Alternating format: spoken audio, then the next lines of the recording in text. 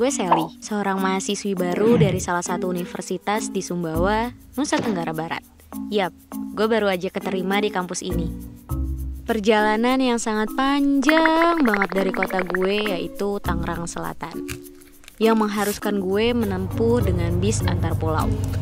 Ini priceless experience sih buat gue. Oh iya, sesampainya di sini kita kurang lebih ada 700 orang dan langsung diarahin ke asrama Rusunawa. Setelah pembagian kamar, dapatlah gue nih di lantai 4 bersama 3 teman baru gue lainnya yang berasal dari Jabodetabek juga. Namanya kamar 4A6.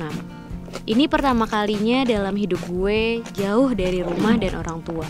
So, gue berharap bisa beradaptasi dengan baik di asrama sini. Karena perjalanan yang panjang, badan gue terasa capek, lemas, dan letih. Ditambah sekarang udah jam 2.15 dini hari. Gue memutuskan langsung istirahat tidur. Keesokan harinya, gue bangun dan langsung beberes kamar bareng teman-teman lainnya. Kita bagi-bagi tugas, dan gue kebagian ngejemurin kasur di balkon, biar gak berjamur dan ilangin bau apeknya. Maklum, namanya juga asrama. Perlu kalian tahu nih, di asrama ini ada balkon di setiap kamarnya. Waktu gue jemur kasur, gue kaget pas ngeliat sekeliling asrama ternyata hutan. Suatu pemandangan yang jarang banget gue lihat selama gue di rumah.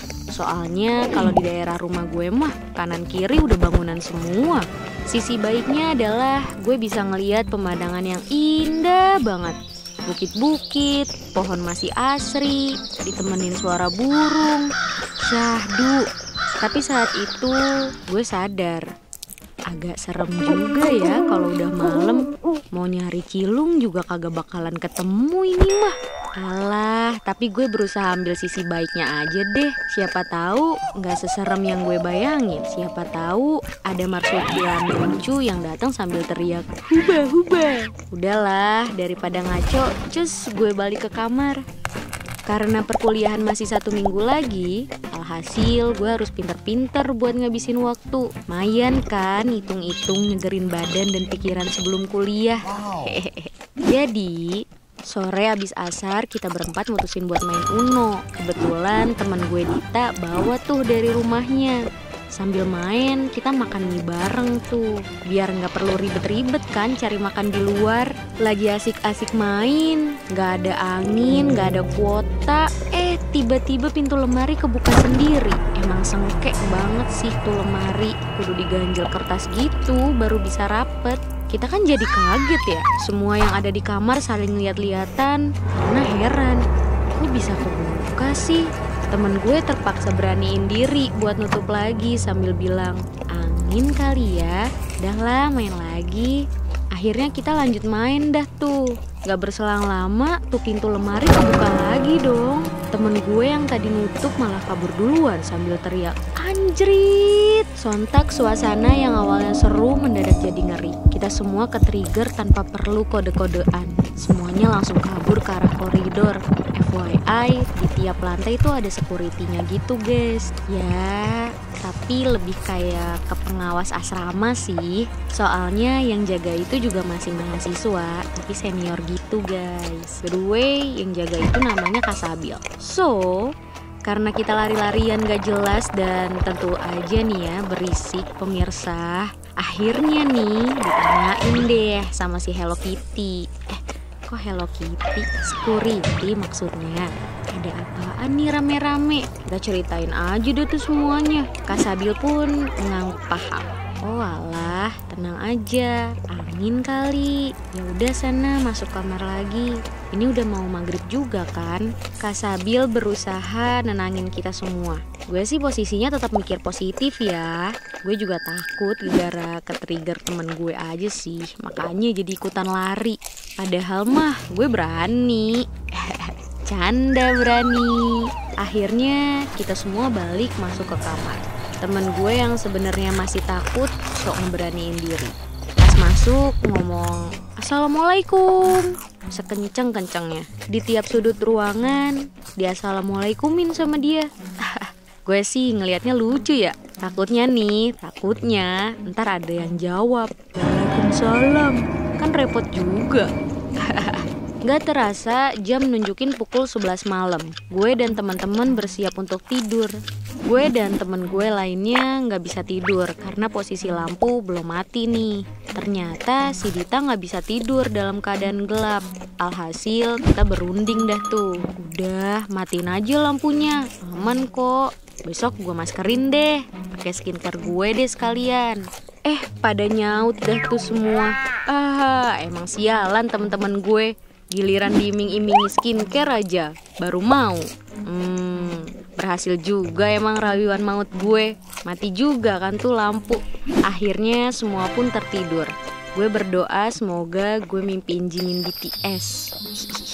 Agak maksa ya bunda. Di tengah lelapnya tidur kami, mendadak ada suara kenceng banget. Bruk! Suara kayak koper jatuh. Kita sekamar kaget dan auto bangun sambil istighfar. Buru-buru dah tuh kita nyalain lampu. Pas dilihat ternyata nggak ada apa-apa dong. Temen gue si Dita yang awalnya berani ngerengek ketakutan. Itu apa ya? Takut deh, mau pulang aja. Gue coba berpikir positif. Apa ada barang yang jatuh mungkin ya? Tapi semua barang-barang kita sesuai pada tempatnya. Dan suara tadi tuh kenceng banget. Apaan dong yang jatuh? Gue gak mau ikutan kalut. Gue berusaha stay calm biar pikiran gue gak mikir kemana-mana. Kita semua berusaha untuk nenangin Dita. Ya padahal mah kita semua juga takut sih. Apalagi kejadian ini tepat banget di jam 12 malam. Akhirnya kita bareng-bareng mau ke kamar Kasabil buat cerita kejadian ini. Dengan rasa was-was kita buka pintu kamar. Suara pintu usang yang udah lama karatan bikin bulu kuduk kita berdiri. Sialnya, kondisi koridor gelap, mencekam. Lampu mah ada, tapi gak ngurangin rasa kengeriannya.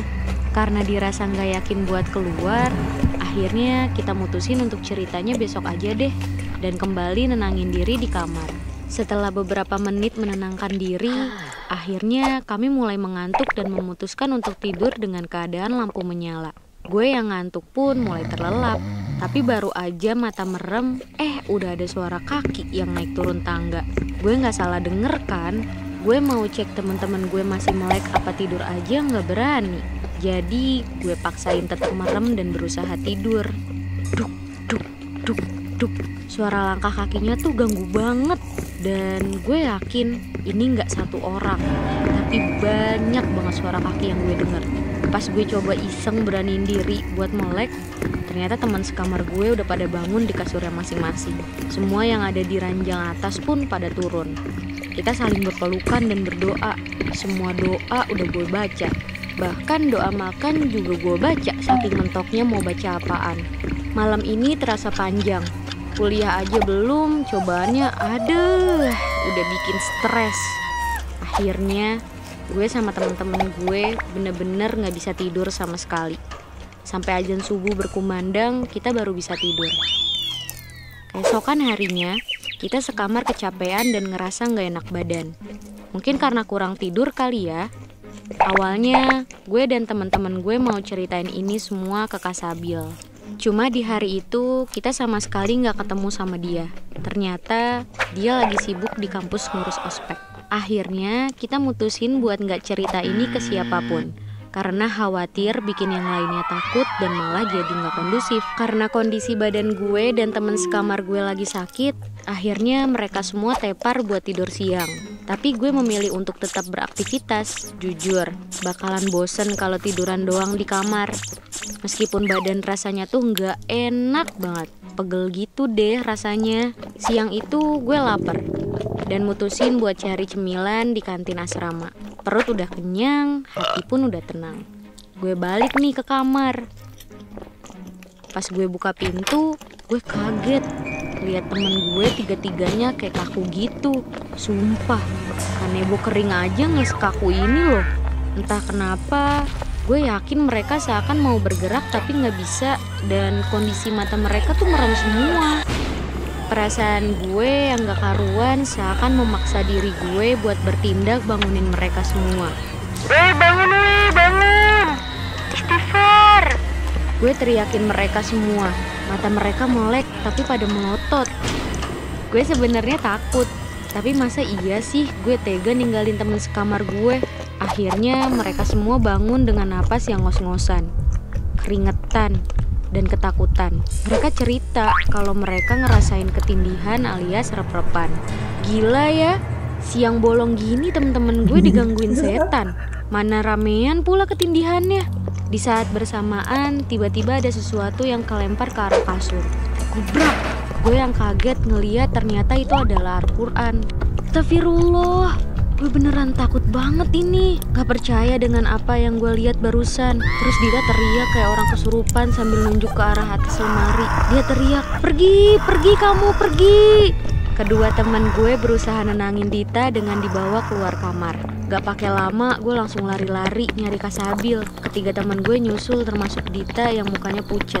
Akhirnya kita ceritain semua kejadian horor ini. Kasabil kaget dengar cerita ini dan coba nenangin dengan segala nasihat baiknya. Coba kalian ngajiin kamarnya, kalian azanin tiap sudutnya. Nanti kakak panggilin ustazah supaya diusir penunggu kamar kalian ya. Singkat cerita, kamar gue dibersihin tuh, dibantu sama beberapa dosen dan ustazah, diusir jin-jin penunggunya. Kalau kata mereka mah, kamar kita harus diruqyah. Alhamdulillah, sekarang gangguan itu udah gak pernah lagi kita alamin. Gue dan teman-teman gue hidup dan tumbuh dengan baik di sana. Gak kerasa setahun berlalu, akhirnya masa gue tinggal di asrama putih ini selesai. Dan gue mutusin buat ngekos bareng teman sekamar gue lainnya. Bye-bye asrama angker.